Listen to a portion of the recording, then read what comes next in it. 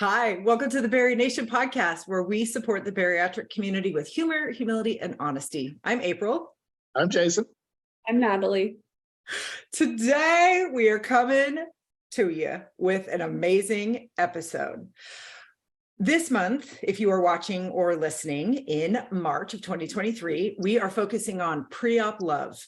And we wanted to take the time to really think and reflect on what we wish we knew about surgery before going into it. And we know this can be kind of challenging because things change every single day. We're learning new things, we're growing as people. So it's important to note that, right, this is what we wish we knew at this point of time in our journey. We're going to wish different things. We're going to learn different things the further that we get out from surgery. But we thought it was just really important to kind of drop a pin in where we're at now and really think about what were the big things that we wish we would have maybe been a little bit more aware of or just had a better understanding of going into surgery. I think it's also important to say you don't know what you don't know until you're living it. So if you are listening and you are pre-op, just know that you might get to this stage in your journey and you might go, I know that they said this, or I heard people talk about this, but I just didn't realize that this is what it was going to feel like when I was here. Totally normal. Welcome to the club. You're just not going to know some things until you get there. So I really think the goal or the purpose of this conversation is just to spread some light or shine some light on our journeys and where we have come so far, in hopes that we can help you feel not so alone along your own journey. And if you're post-op, right, just realizing that we all kind of go through some things that are similar, but everybody's journey is different, right? We're all kind of getting to the same destination, but our paths and roads that we're going to take are going to be a little bit different. So just a little bit of premise about what we're going to talk about today. But we also realize it's probably been a hot minute since we've just introduced ourselves. So we're going to just, we're kind of introduce ourselves to you guys, in case you don't know who we are. So if you're listening to this podcast, we invite you to watch on our YouTube channel because we're very animated and we're adorable and handsome and cute and all the things. So if you would rather see us, pop over to our YouTube channel so you can get maybe a little bit of a different vibe on the conversation. So okay, I'm just going to go our normal order of operations here. Jason will introduce himself, then Natalie, then I'll go. So my name is Jason. I am 47 years old now. I live in Jacksonville, Florida. I had VSG surgery. Oh, I'm only 12 days away from my 3-year anniversary. If you're watching right now, April and I's jaws both just hit the floor. Yeah, March 11th of 2020. I had VSG surgery. I had a highest weight of 468 pounds. I lost originally somewhere close to 191 pounds, had a little bit of regain. So now I'm back dropping down. I've lost about another 14, 15 pounds of the regain. So really working on that. But yeah, it's been a hell of a journey, and we're going to talk about that today. Yep. Yeah. I'm Natalie. I am 29, so I'll be 30 this year, which is crazy. And I have had a bit of a complicated past with bariatric surgery. I have had 3 bariatric surgeries. The first one was when I was 15. It's the youngest age that you can have bariatric surgery with parental consent. And I was 350 pounds at age 15. I had the lap band. I had great success with it. I lost a significant amount of weight very quickly. It's the joys of being young. And then I ended up having some very severe complications to where I could not eat, it was painful for me to eat, or I would throw up after eating. So I then lost way too much weight. My band ended up slipping and caused me to go septic, and I had to have emergency band removal. That was when I was, that was about a year, 18 months post lap band surgery. And then about a year after my removal, I had the plication surgery, which they really don't do anymore. And that's, I call it a pseudo sleeve. So they basically kind of like suture your sleeve or your stomach to be in the sleeve shape, but they don't remove your stomach like the VSG surgery. That did not work. I did not know why for about a decade. I gained all my weight back and then some. I got all the way up to 403 pounds. Was my highest recorded weight. I'm sure I was higher than that, but I just never stepped on a scale. My grandmother passed away June of 2020, and I realized that I did not, or I would not be able to live the life that I wanted to, which was traveling and being adventurous and doing a lot of different things. And I couldn't do that at the weight that I was. So I found my surgeon, Dr. Ariel Ortiz at the Obesity Control Center, and he's in Tijuana, Mexico. I made the decision, had my surgery, my vertical sleeve gastrectomy, September 28th of 2020. I'm officially, almost 2.5 years post-op, down about 140 pounds, dealt with a little bit of regain, almost got it all off. But yes, this journey is not linear, as we'll get into today, but that's me. Yep. Quite the adventure to get to where you are today, Nat. Like, I mean, all of us, right? Like, so my name is April Williams. I am 41. I'll be 42 this upcoming April. I had vertical sleeve gastrectomy in July of 2019. My my weight day of surgery was 326 pounds. And as of today, I am 200 pounds. So I'm down. Yeah.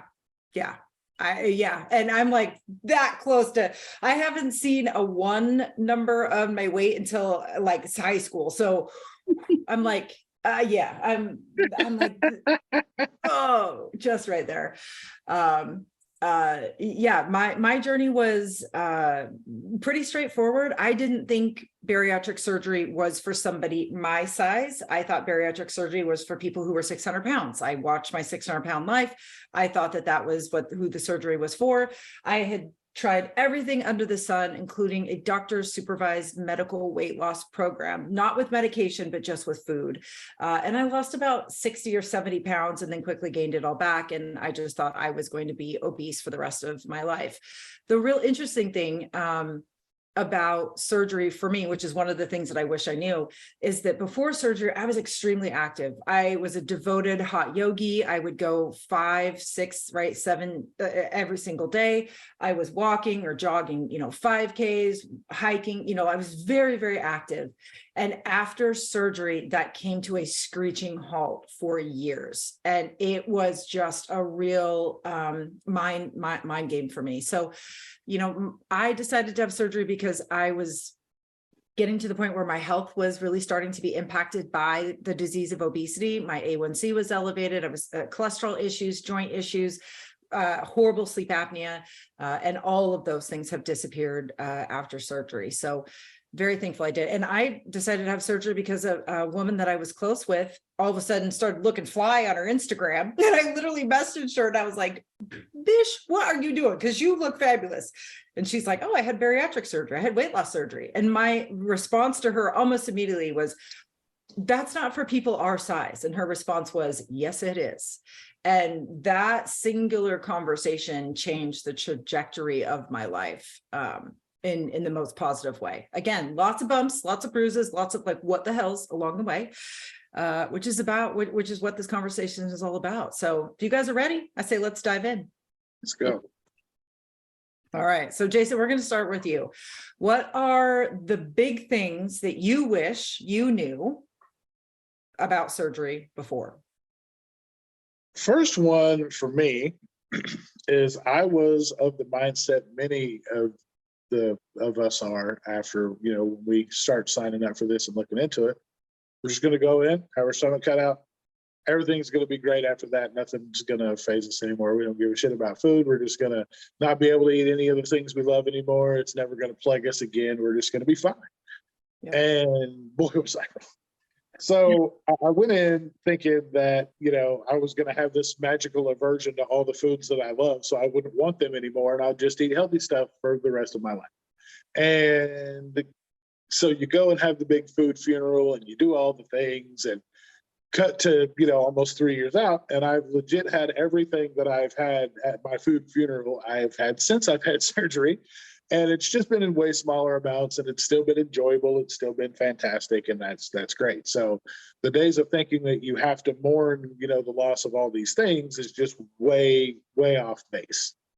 Mm-hmm. Another thing that I came to grips with is that I absolutely was addicted to the amount of food that I was eating. I was addicted to, and it wasn't necessarily that I had an addiction to a certain type of food or that it was food itself. It was the legit, I was a mass eater. I had to eat mass amounts. I couldn't do anything in just a let me get a burger. It was let me get a biggest burger you have. Or if you don't have a double, you're going to make it a double. I will pay $8 for the extra patty because I have to have all of that food because I'm not going to pay to go eat somewhere and leave still hungry. In my mind, that's what I would always think. And Sarah and I would argue, like my wife and I would have fights at restaurants, and she would be like, you don't need all of that. And I'm sitting there like a toddler who wants all the crayons in his pile going, I do need it. Like, I'm like fighting over this shit. And she's looking at me like, dude, you're a whole adult and you're arguing with me. And in my mind, I don't see it in my mind. I'm like, there's no connection to the addiction of the amount that I thought I had to have. And so there's a video that Sarah has of me when I was at my heaviest. And I had gone and gotten a box of those White Castle burgers that come in a 6-pack of frozen that you can just heat up and eat. Well, they were gone, and I heated them up, and I was getting ready to plow through the whole box. And her and Jordan had come home in the middle of me doing that, and they were trying to, like, they wanted, and I'm like fighting it, like holding the plate like prison style, like one arm over. And I've seen this. Like, yeah, to keep her from taking one of them, I put 2 in my mouth at the same time so that like legit she couldn't take one. And looking back at it now, it guts me because I thought that was okay. Like I didn't see anything wrong with that. Like to me, I was pissed she was trying to take my food because there's other food in the house. Like in my mind, and my mission was to get that box, eat that box, and be fantastic. So not only did I have the 6 burgers on the plate, but I had a pile of chips that would rival, a mountain. And I just thought that's what I had to have because it was a Thursday and I was hungry and there was that was just it. And so confronting that post-op for me was a slap in the face because I was one of the people that was like, I'm not addicted to food. I don't have a problem with that. And then once you start realizing what that really looks like, it's hard because the stigma around the addiction portion of it is hard for anybody to grab a hold of. Like nobody wants to admit that they have a problem with something that they can't overcome themselves, especially being a man. Like as a man goes, we don't need help. We don't need any of that shit. Keep your fancy talks and your journaling and all that. Like that's not for guys. We don't do that shit. So having to come to grips with that and actually know that I needed to ask for help was hard enough. But then having to be confronted with the fact that I was an actual addict of something was very hard for me because I was the person that has never drank, never smoked, never done a drug because addiction runs so deep in my family that I knew that I would become a statistic. So I purposely didn't do any of that. I stayed away from all of it, only to find out that I had traded those for something else that was still self-harm, that was still killing myself, just a little bit slower. And, the realization of that just hit me like a ton of bricks. I would like to interject for a moment because I am very similar to you, Jason. I was also a volume eater. I was addicted and still struggle with like sugar addiction and like carbs and that kind of stuff. But I was a volume eater. I would get pad thai, crab rangoons, egg rolls, and I'd eat it all in one night and wash it down with 2 Diet Cokes. I mean, that's like volume, right? So I get that. I was in plug. We have an emotional eating support group in BariNation. But I learned from Laura Graybo, who leads that support group, that volume eating or eating past that level of fullness purposefully is a form of self-harm. And I did not realize until she said those words. I think I always knew it, but until she said those words, I was like, oh, that makes sense. Like that totally, I was like you, Jason, for years out of my life. I had never been drunk until I was like 21 plus. Like I was following the rules, of life. So I thought, but same thing. I was just I traded one addiction for the other, and it's not talked about in the way that drugs and alcohol and other things are talked about. Yep. Well, that rebel mentality, right? Like I can control everything else in my life, but everybody needs an outlet. If you are trying to control everything, you can't. Newsflash. And there will be an aspect of your life where you will give yourself permission to be out of control in. And that was exactly mine. It was, I don't know if it was volume eating, but it was eating past fullness. It was getting to that point where it was almost painful, because then I knew I could numb out and I didn't have to control it. I didn't have to think about it, right? Like I was controlling everything else except this one area of my life. That was the area to rebel in. Mm-hmm. Right? Yeah. Why? Who knows? Because that was what was allowed at the time, but similarities abound. Yeah. Jason, what I would love. Oh, go ahead.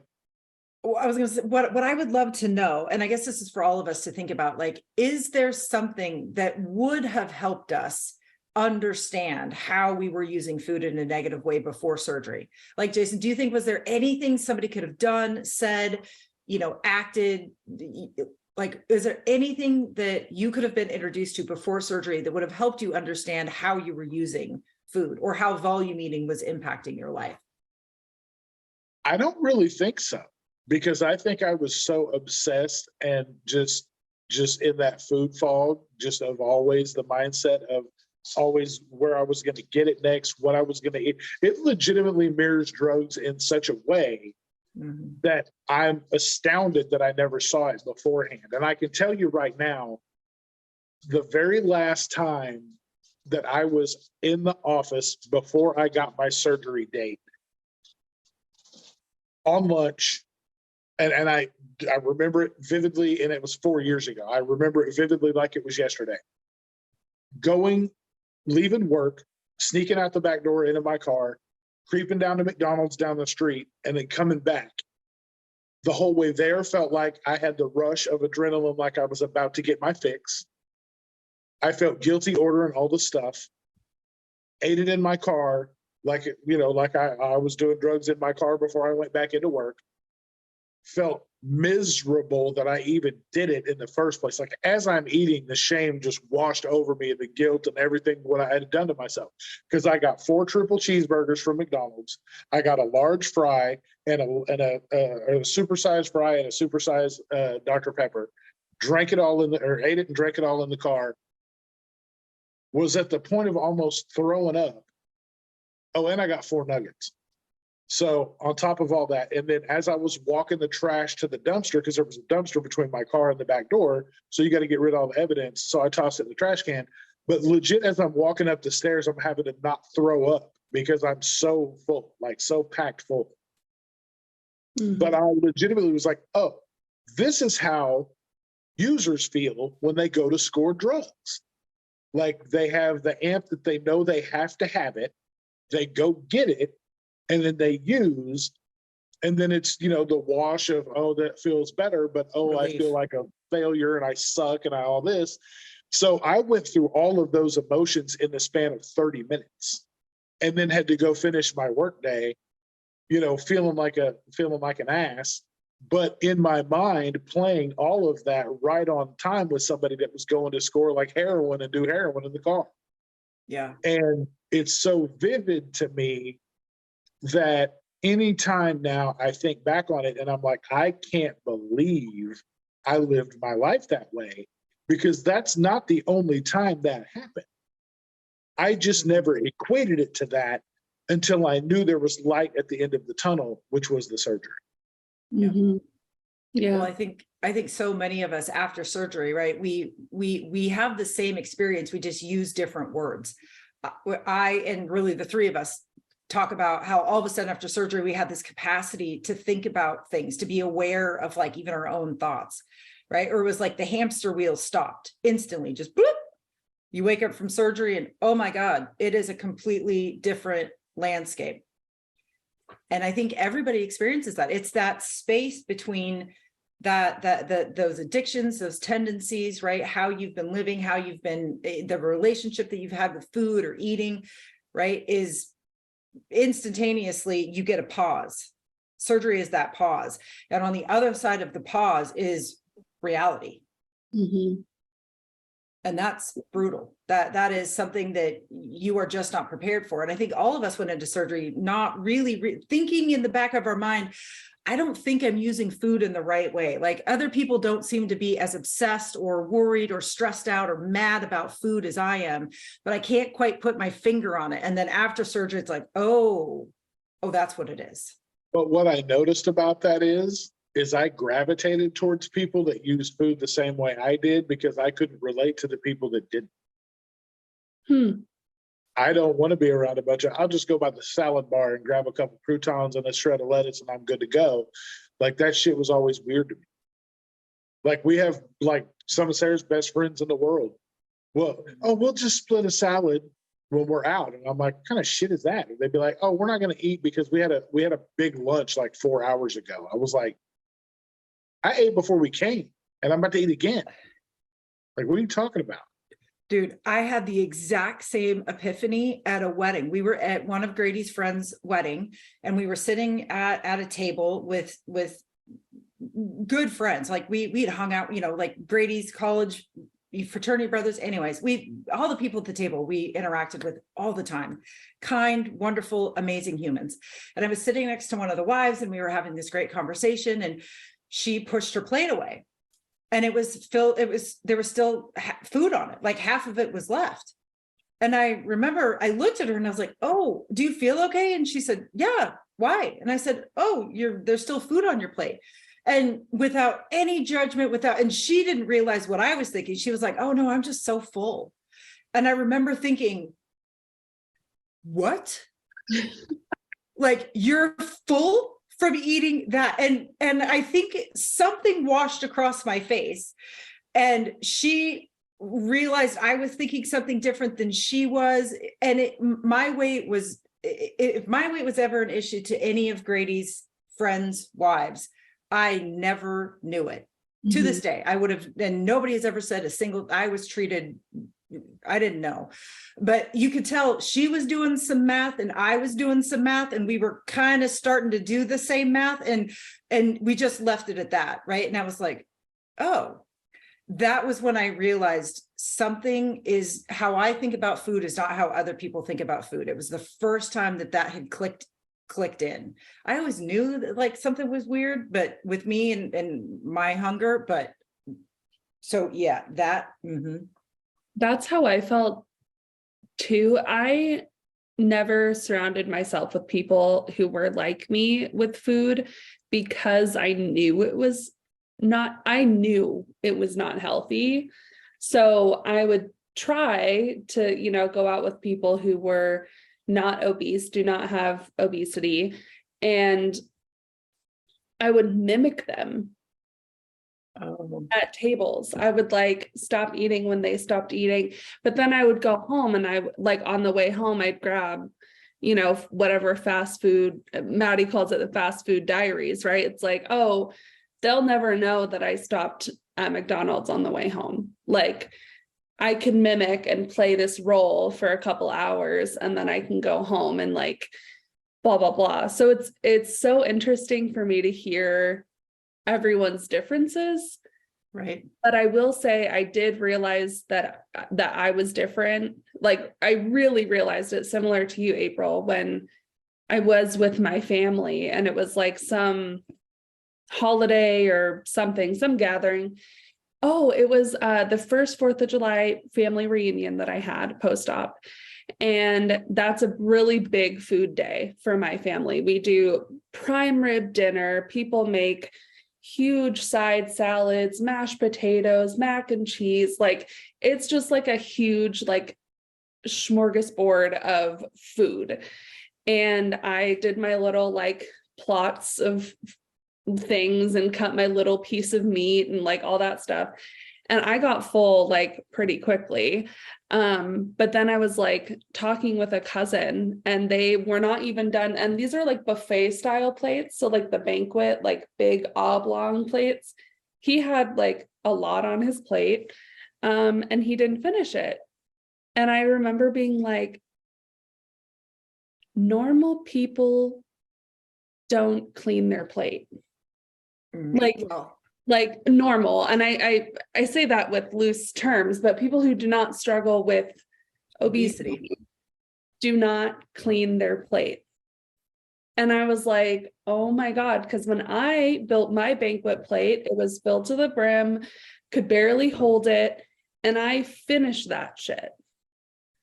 And to see it, like you said, April, it was like I had the rose colored glasses came off. I was like, oh, so you don't finish your, like, there was plates in the garbage with food on it still. And that just, I remember being so blown away that that's how people think or act. Yep. Growing up now, if you were to ask me, what was like the most common phrase that you heard in your house growing up? And at the time when I was young, the thing that I heard most often was, "You're still hungry?" That would have been the most common phrase I would have heard. Now it's, "Oh, I love you." That would have been like, now it's that's the most common, because therapy is wonderful and we grow as adults and all this kind of great stuff. But, but people, my grandparents, my parent, like any adult would ask me that all the time. "Oh, you're still hungry?" "Yeah, I'm freaking starving. And I'm going to eat more." And not in a judgmental way, but in No. a very loving, like, "Oh, you're still hungry? Okay." And like, it, at least for my family, it was like a kind of a passing under their breath Yes. statement, more than a question. Yes. Right. It was just like pure shock. And again, not in a judgmental way, just like, "I'm confused as to why you're still hungry. You've eaten a meal." Yeah. And here's a 6-year-old girl being like, "I'm starving. I need more food."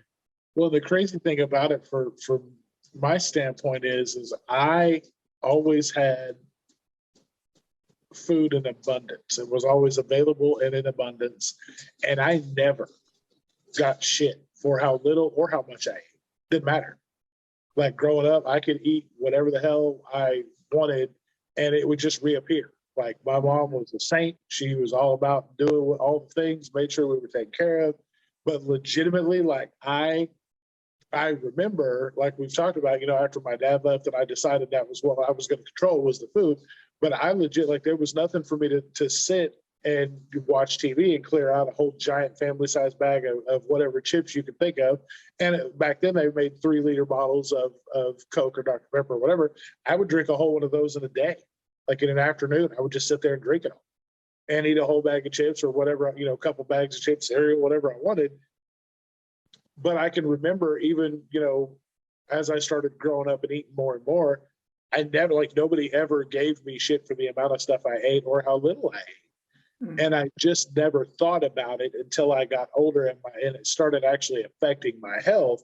Was the only time that Sarah tried to step in and be like, "You probably don't need to eat all of those things that you want to eat."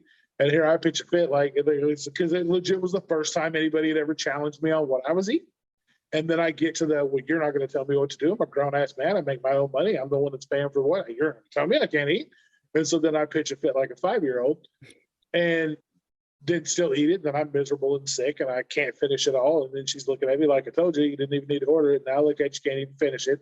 But it was that kind of stuff that I think about now, because it's funny hearing from, other people about the way that their families were, because I just didn't ever get it until I was much older. And now I think about it, had it have been structured a little better, it probably wouldn't have, I can't say that it wouldn't have had an effect, but we don't ever know. Yeah. I mean, I will say, my mom did the best she was a single mom. She was working all the time, like whatever, but she saw obviously that I was struggling with my weight at a very young age. So I actually was monitored fairly closely from a pretty young age. And I got into well, I'll show you how much I can eat kind of attitude, because I was 9 and in Weight Watchers or Jenny Craig, whatever diet. So I don't know. I guess to your question too, April, it's like, I mean, I'm kind of proof that like I had opportunities to do it. Even after my complications. I remember setting appointments to go to orientations, getting to the hospital, like parking lot, popping a Yui and going to McDonald's, or popping a Yui and going to the grocery store. Like I just remember like having opportunities and making those opportunities for myself, but never pulling the plug, never actually stepping foot into those orientations. So I honestly think it happens when it should, right? Like, I think that you have to, I don't want to say it's a switch, but it kind of feels like a light switch where you're like, this kind of feels right. Like, this is the time I feel ready. Like that switch turns on and you're just ready. I don't know how to explain it. Yeah. I think a point comes in all of our journeys where you just realize you are battling something that you do not have the right weapon for yet. And you get to the point where you are just ready, that you just acknowledge like, this is bigger than me. I need something else. And you do have to you guys know, I'm not a religious person at all. I just found out what Ash Wednesday is. That Ash? Like, Wendy had something on her forehead. And I was like, girl, you have like mascara on your forehead. She was like, it's Ash Wednesday. And I was like, I had to go full ex-Catholic on her. Yes. And this is what it is. I can see April being like licking herself. I was like, literally. I was like, hey, you got we were FaceTiming and I was like, wait, like what the F is on your damn forehead? She was like, it's Ash Wednesday. And I was like, what? Yeah, it was a picture she sent of something, and April freaked out and was like, what is on your forehead? And me and Tish, our friend Tish, had to be like, and thank God they lovingly educated me. They did not give me a ration of shit for being like completely insensitive. We knew you genuinely did not know. And I didn't know. Yeah, I so did not know, right? But all this to explain, I guess I've never understood the concept of faith. Never until I had bariatric surgery. And I get it now, because you do have to believe that this thing will help. You have no proof, you have no evidence, you have, right? Like 99% of you could be going like, but that 1% is strong enough and it's just going, this is it. And you just have to believe that this will be it. And I think that's kind of like, this is the premise that we're all kind of getting to, is that what we wish we knew is that faith, taking the leap, just believing that you are battling a disease and your disease requires treatment above and beyond everything that you have access up to this point. You have to have faith in that. And just knowing that what we're talking about, this big conversation that we're having, we're describing the work of weight loss surgery. Because eating less and food and the thing that you think surgery is going to do for you is going to be like 1% of your journey. It's understanding your relationship with food. It's understanding why you use food the way that you do, how you have used it. Getting to the root of that is actually what this is all about. But you will not have the capacity, you will not have the brain power, you will not have the tool to do that work, which is mental, until you onboard a tool, whether that be surgery or medication as your primary. And once that's there, you can do that work. when I knew that it was time for me to pull the trigger on it when I tried to talk myself out of the surgery date that they set for me. They were like, we can do it this day. And I'm like, but wait, that gives me 3 days before I have to start the liquid diet. And Monday is the day I start it, but I'm also having this potluck at work on Monday. And it's like the amazing potluck where everybody does like backyard barbecue style shit. And I know there's going to be stuff there I want to eat. And as I'm going through this in the office, she's like, does that day work for you? And I started to be like, no. And I finally stopped and I had to blurt it out and just go, yep. Because I knew if I didn't, that I was going to, like Natalie said, I was going to talk myself out of it. And who knows when I would have had the balls to do it again. Mm-hmm. So I just went ahead and jumped in and did it because I knew that there was times I had thought about it in my head, but talked myself out of it, like even 5 years before I did it. But, much to Nat's point, had I waited, or not waited, had I pulled the trigger on it 5 years ago, I don't know that I would have been as successful or been as devoted to it because I wasn't ready. Like you can't make the decision to do it until you're actually ready. However, a lot of times people get cold feet for a lot of the wrong reasons, which is why I'm glad we're dedicating this month to pre-op love, because people need to realize that, yes, everyone that's had surgery had cold feet, had second thoughts, had second guessed themselves, all of that. Mm-hmm. You'll find that 10 times out of 10. What you won't find is somebody that regrets having it after they've already had it. And I don't care what their complication list is. I don't care what their journey has looked like. Nobody that I know that I've ever talked to, and that number is in the thousands, nobody regrets it, not anybody. And we know people that have had serious complications, like including life flights and all, helicopter rides and all kinds of shit.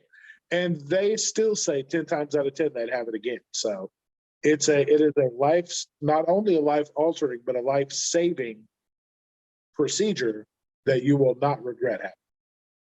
Yeah. And to your point, April, about this was one of the things I was going to bring up today was I had zero evidence that this was going to work. I had 2 failed surgeries, one that almost killed me. And I remember thinking, okay, well, I'm just going to get some information from this, this program. And they called me and they said, okay, cool. Well, you check all the boxes, you just fill out these papers and we can get you in, September. And it was June, end of June at this point, maybe a week to July. And I was like,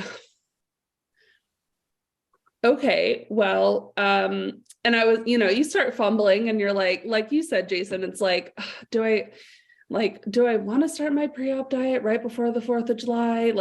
It's all that stuff. And I said, okay, well, I think I'm ready. I just blurted that out. I said, I think I'm ready, but I need to talk to the surgeon. Because that was going to be my faith, April, was if this surgeon can convince me that this will work, then I'll sign the papers and I'll put the deposit down. And he called me the next day. And literally the only words I remember from that phone call are, we can do it. And this will work. Mm-hmm. And that's all I needed. I put my entire faith in this random person who lives in Mexico. Here you go, here's my life. And that day I signed the papers. 3 days later, I was on my pre-op diet. And I had no evidence. I did not know that this was going to work.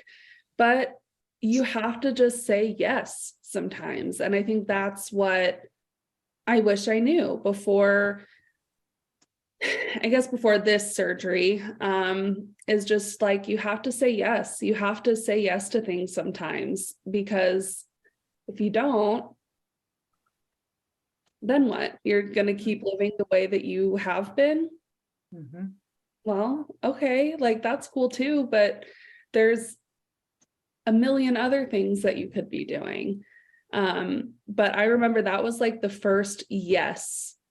And I've said so many more since. I mean, a million yeses since then. And yeah, I think that's just really, to anyone pre-op, or even if you're newly post-op and you're like, ugh, why did I do this? It's worth it. Saying yes to yourself, to your life, is worth it. And it is scary, but saying yes scared is way better than living your life in no's and being sick. Yep. Yeah. And We you're talk- worth it. Mhm. Right. I am worth it. Yeah. But I We didn't talk know off- that before. We talk often about how we're just kicking the can down the road, kind of, putting off surgery or putting off medication. It's like, no, I can do it on my own. I can do it on my own. Research says once you become an obese person, you have a 1% chance of getting to a non-obese weight with diet and exercise alone. 1%.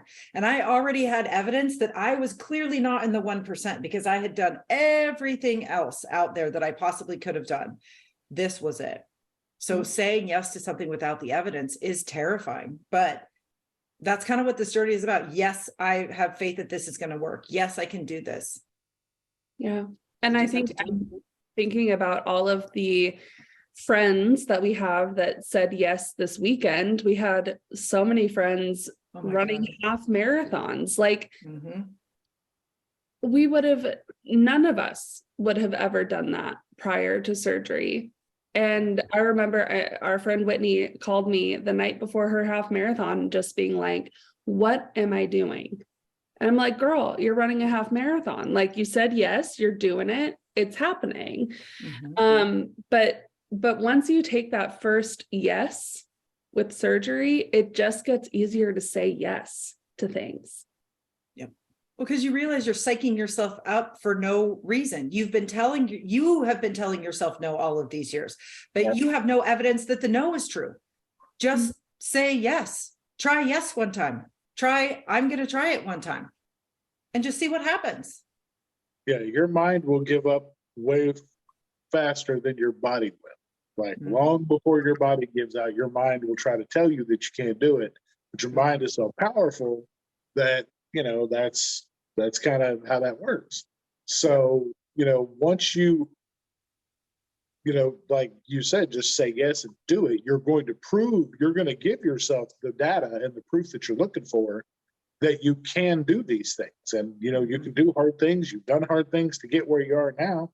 And, now we're running half marathons and shit. Like, high five to those, to all the ladies that ran the half marathon this weekend. That's just amazing. And we had them across the country, different parts of the world. It was awesome. Yep. Well, Nat, what are some other things that you wish you knew before surgery?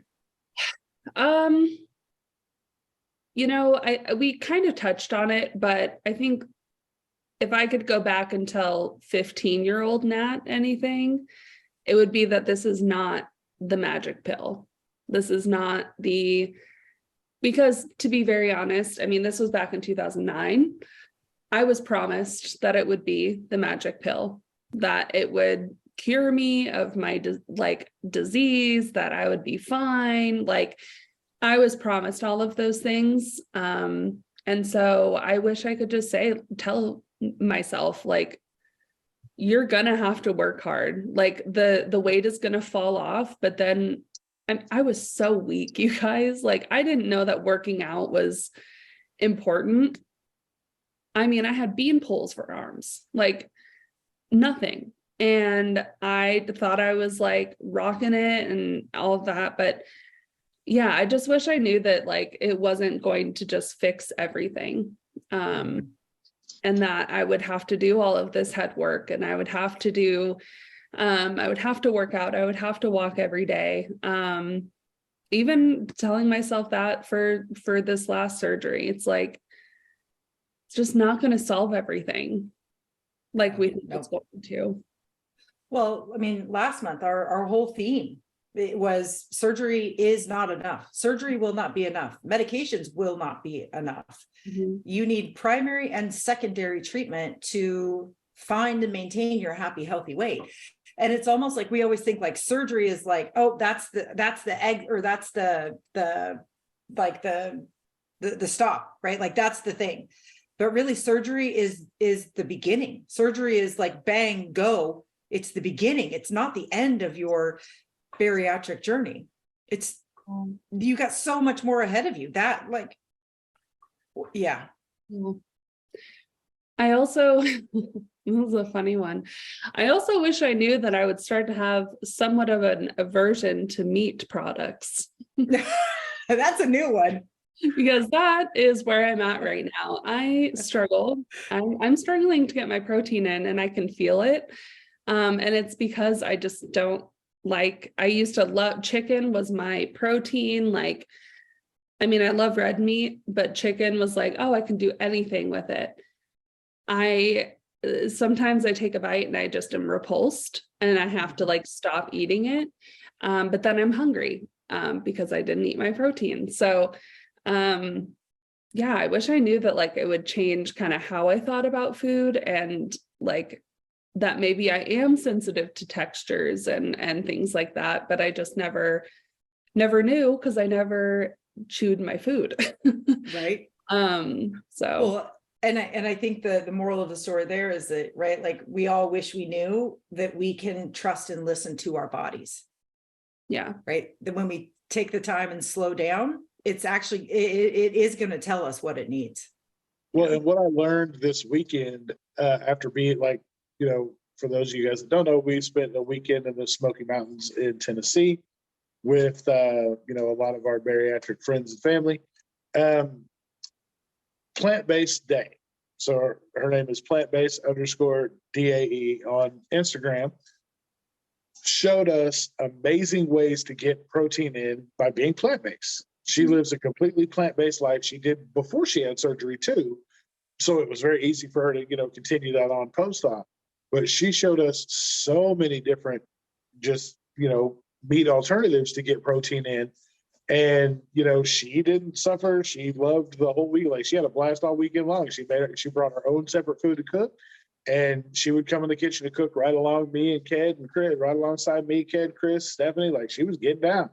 It's just, and she was showing everybody, like explaining to people why things, you know, are different and what it does for her and how there's a lot more protein in some of the options that she had with her than we were getting off of the stuff that we were eating, and we were eating full meat and all the things. So those are things that, you know, I've learned as going on, that it doesn't always have to be meat based for you to get your protein and a lot of protein at one time.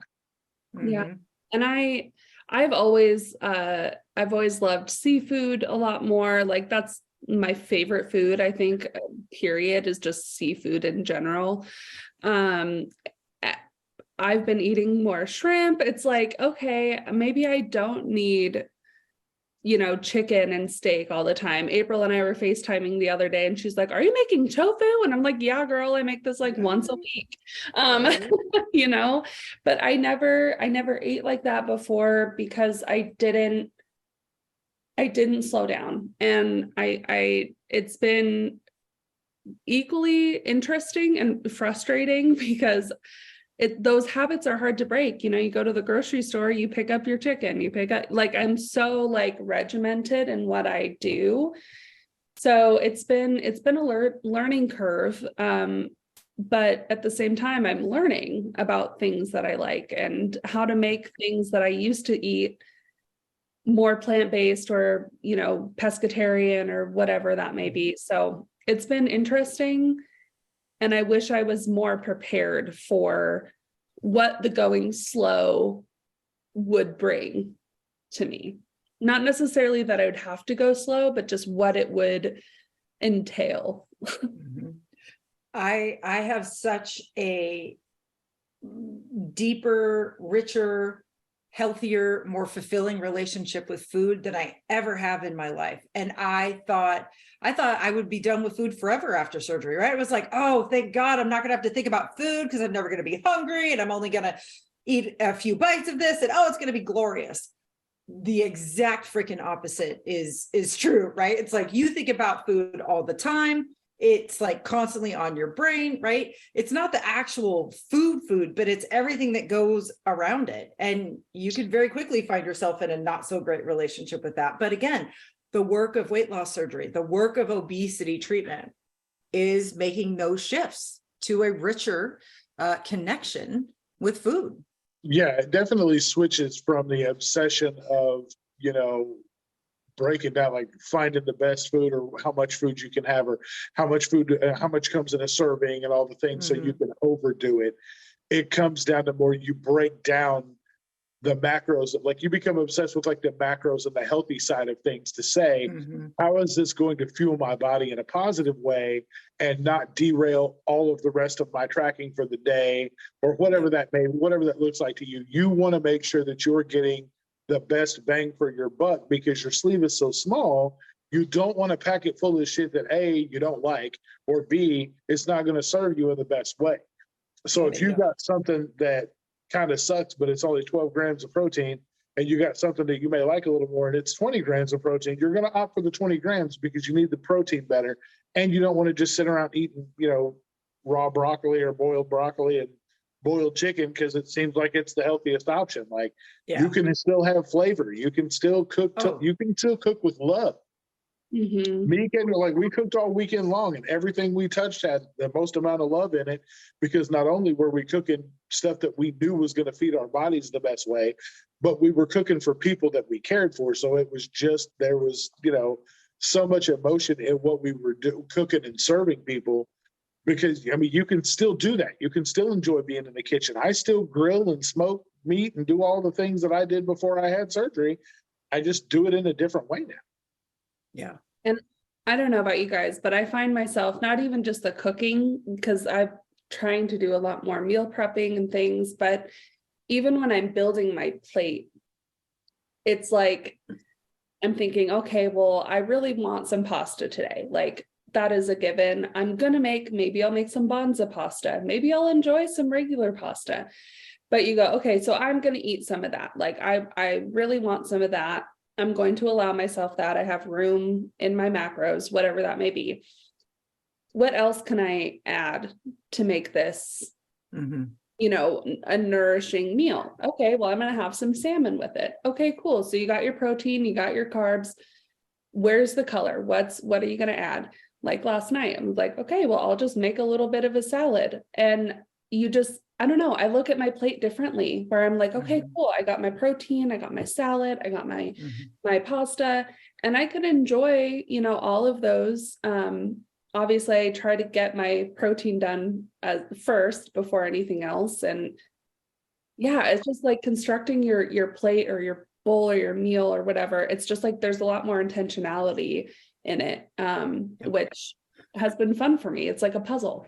Yep. Well, I think Jeannie or Sam or one of our amazing dietitians that we've interviewed on the podcast before, she gave us a really great line, and that this bariatric journey isn't about what we're taking away. It's about what we're adding in. And when you go, at least for me, when I went into surgery, I thought all this was going away. Turns out, nope, I was adding so much, to my plate, so much knowledge, so much appreciation, so much awareness, so much color, right? So much, okay, I got 5 bites. How am I going to make those 5 bites taste amazing and be aligned, right? So there's a lot of calculation that goes into it now. And I wish I wouldn't have spent so much time panicking about what I was going to lose. Yeah. Because I have not lost anything when it comes to food. I've only gained things. But again, it's because we've all done the work. This is the work, right? Well, and we've been talking about this for the past couple of months too. Like, I think our whole goal with BariNation is to help people lower the temperature on this journey, right? Like we went into it boiling with, and you know, fear and anxiety and stress and worry and panic and doom and gloom. It was just, we were boiling. Our pots were boiling over. We didn't need to do that at all. If we would have just been able to lower the temperature as we were moving through all of the stages, pre-op to where we are now, we probably could have gotten here maybe a little bit sooner, or we could have gotten here with less anxiety, right? With less worry, with it's like, I'm cranking the temperature up on my own journey when I don't need to do that at all, right? Like this water does not need to get to boil. It can just simmer. It can just be like at a warm temp and it's going to be just fine. Right. And I think that's what these conversations are about. Yeah. So you guys know, I, of course, made a list of what I wish I no, because this is who I am. Yeah, you guys are not surprised at all. There's 5 things I wish I knew. That recovery after bariatric surgery was going to knock me on my ass. I thought I was going to bounce back in a week. Everything was going to be great. I was going to be back in yoga and movement. And it took me months, and it took me years to add movement back in. And I wish I would have taken the time to not beat myself up over taking a long time to recover and my energies being low. But I really wish I would have incorporated movement very soon after surgery. I wish I would have fought through that mental head game that I was playing. I wish I would have just said yes to movement and incorporated it sooner. And I've done a lot of education around it. Willpower and motivation, it's all bullshit. Movement is one of the 4 things that we can do to keep our metabolic set point low. Resistance movement. So I wish I just would have pushed past what my vet was saying to me and just would have said, no, we are moving our bodies because this is how we keep a set point low. I don't need to be motivated. I don't have to have willpower. I just need to do it because living my life at a happy, healthy weight is paramount of importance to me. And movement is something that makes that happen. So I wish I would have had that mindset going into it. I wish that I had known how little of a role actual food was going to have in my life after surgery. I wish I really would have, I guess, been more tuned into or just aware that is as impossible as it sounded before surgery. Food was going to be the smallest part of this journey. Yeah. That everything else was going to be where the work lived. Even if I couldn't put a name to it, I think just trying to wrap my brain around like food is actually going to be not that important, especially 4 years out. Food is important, but it's not the most important. Like if I was going to rank where the biggest shifts in my life has been, it's mindset, 90%, 99% even, right? Like, and the other thing for me that I wrote down too is like, I wish I would have known just how important the why is behind things. I want to know why all humans are drawn to emotionally eat. I want to know why guilt and shame is a part of this journey. And it's okay that I want to know why, because I'm the type of person that I can't move on until I understand the inner workings of it. So I wish I would have given myself permission to dive into those inner workings of it before surgery instead of after. I still would have done the learning, but those tools could have helped me, I think, move at a different pace had I just tapped into that but before surgery. And then I think the number one thing that I wish I would have, I guess, maybe just known is that continual education and community have been the 2 most important treatments along my journey. Because without this community, without you 2, without BariNation, without this podcast, I would have regained all of my weight by now. I would have ghosted my life, and I would be in a much worse position than I was before surgery. Absolutely. But it was community, and it was me just not giving up when it comes to understanding the why. Yeah, it's I was just talking to our dear friend Maddie a couple nights ago, and we both told each other we wouldn't be here if it wasn't for our community. And I say that with my whole entire heart. Like the community that the 3 of us have built for ourselves, the community that BariNation has created. I mean, if you're listening to this, you're a part of the community, by the way, just like throwing that out there. Yeah. Hi, welcome. Hi, you're here now. This is your life. But like the community that you guys all create for yourselves within BariNation, within the Instagram community, just by being involved, you're saving not only your life, but you're saving other people's lives. I mean, I flat out told Maddie, you're saving my life. Like you saved my life. And it's the same for April, Jason, we have our little friend group. and anyone who has ever supported me. Community has saved my life. Yeah.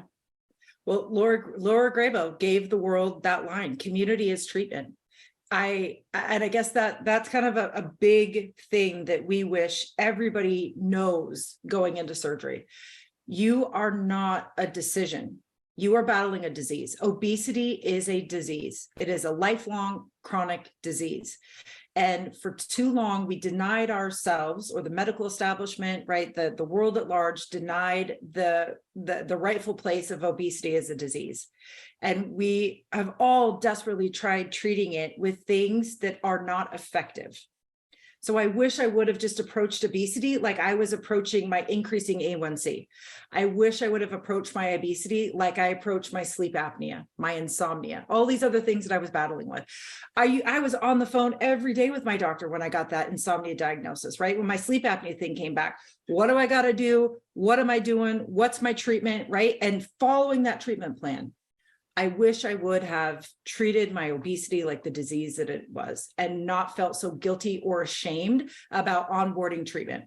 I don't make fun of my friends and family members that are taking medications or have had surgeries or knee replacement. Like, oh, I'm so sorry to hear that. Yeah, what's your treatment plan? But yeah, when it came to obesity, don't talk to me like, oh no, like this is a shameful thing. I've made these decisions myself. It's a freaking disease, man. It takes over your brain. It takes over your brain, your heart, your soul. Well, it's a society. I mean, the bottom line is it is a societal issue. It's not going to be solved by this conversation. It's not going to be solved by us telling our friends and family. It needs to be solved at a much higher level than we could ever get to. But I agree with you. I wish I was told by my mom, by people that loved me, that this was a disease. But because society did not see it that way, I thought they were lying. Mm-hmm.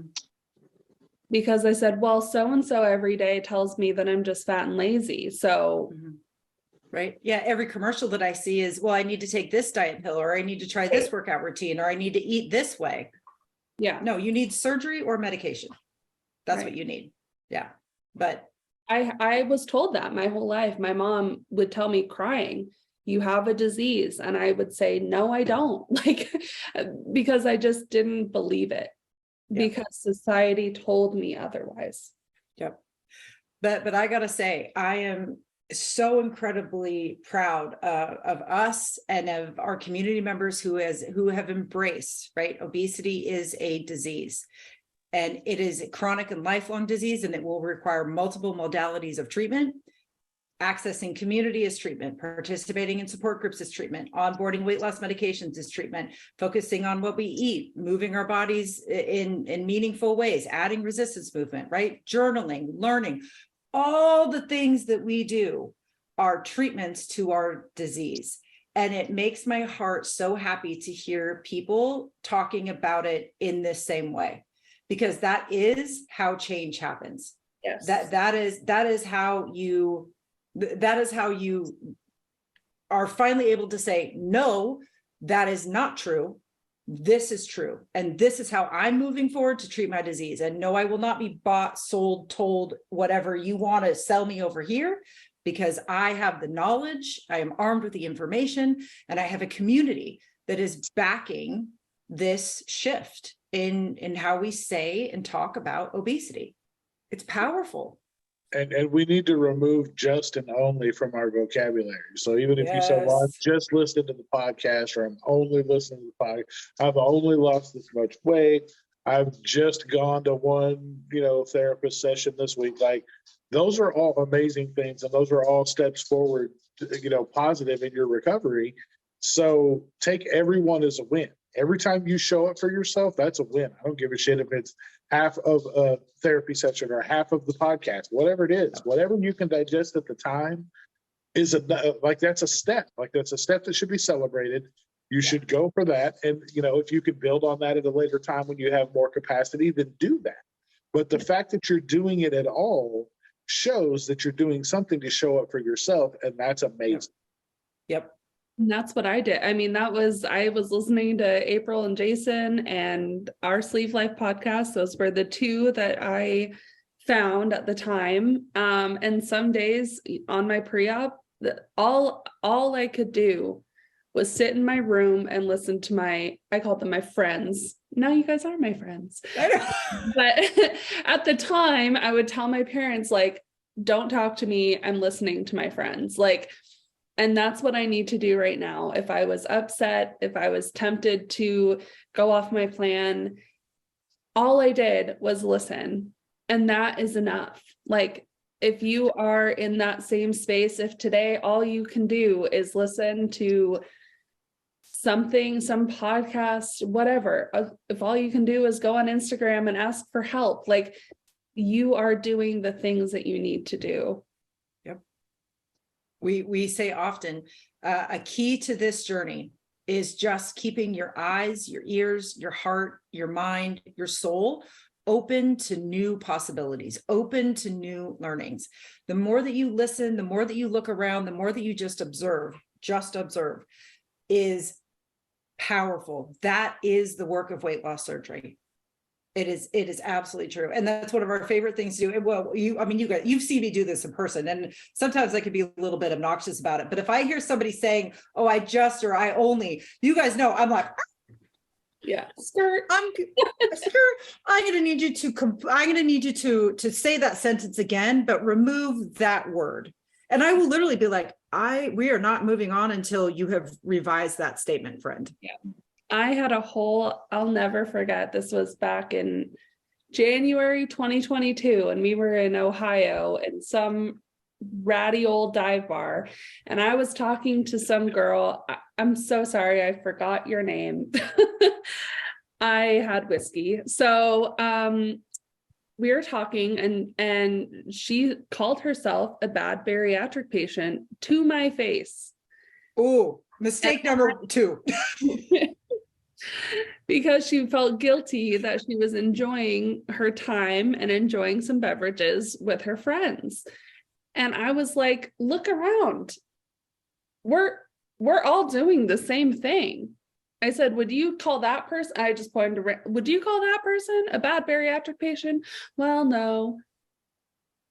Okay. So you're not a bad, and I like verbal fight. I was fighting with this girl. Like, it's intense, but you are not a bad bariatric. There is literally no such thing. It does not exist. It does not exist. And there's another thing that we hope that you leave with today, right? A truth. There is no such thing as a bad bariatric patient. You are either making a decision in bariatric compliance or you're making a decision out of bariatric compliance.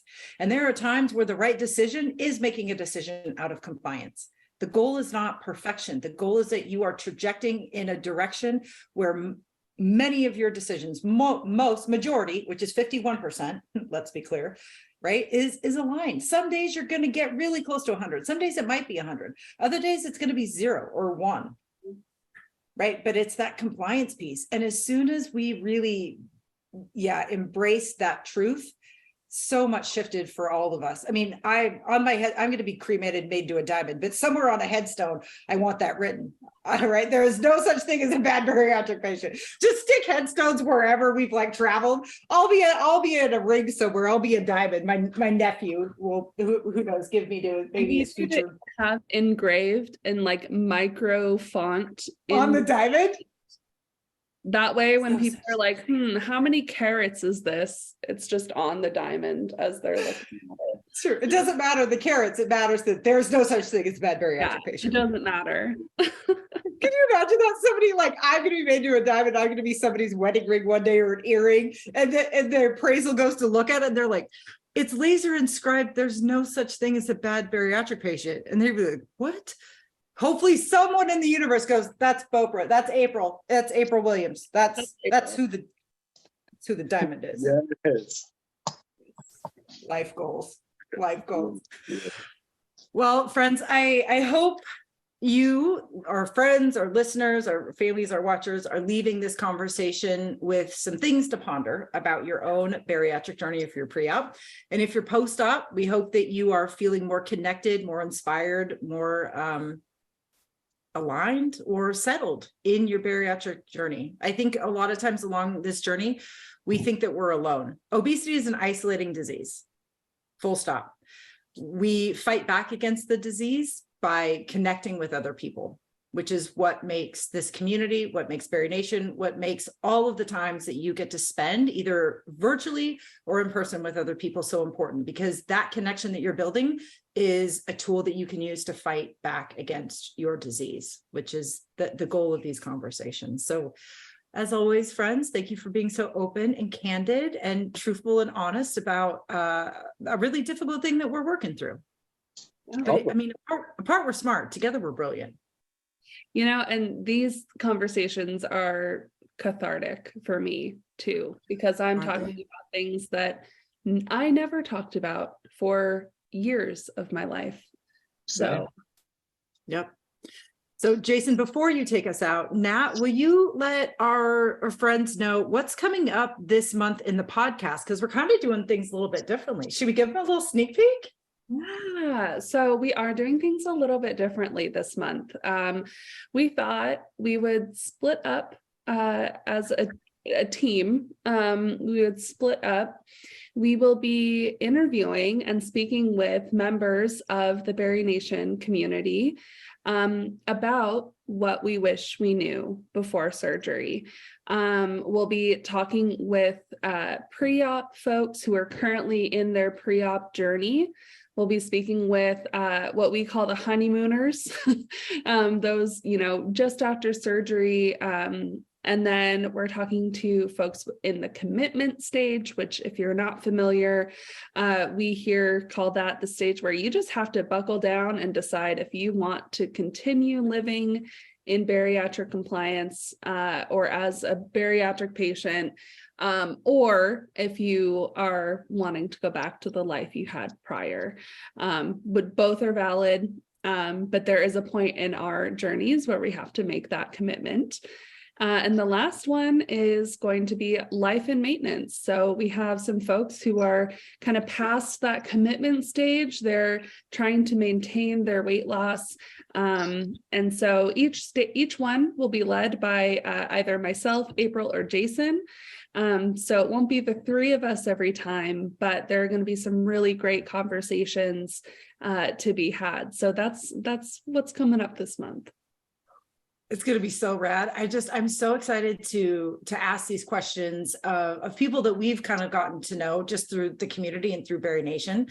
But the more stories that we can spread about people's, fight against their disease, just the more light that we can shine on this, the less scary that this all gets. So I'm so thankful for all of these people who are willing to share their stories with us. It's going to be a powerful month. Yes. Jason, my friend, you want to take us out? I do indeed. Thank you, ladies, for, like you said, being open, honest, and willing to talk about things that are sometimes maybe a little uncomfortable. And we appreciate the community for all of the support, the likes, the shares, the subscribes, the love, the telling friends to tell friends that we're here, because that's the only way that people are going to know that there are other people out there like them and get the help that they need, which in turn gives us the help that we need, because like Nat said, you guys have supported us, just the same, if not more than we've ever been able to support you guys. And we appreciate you for that. And we always want you to remember that at the end of the day, you've got this, we've got you, and we'll see you next time. Awesome. Bye, friends. Bye, everybody.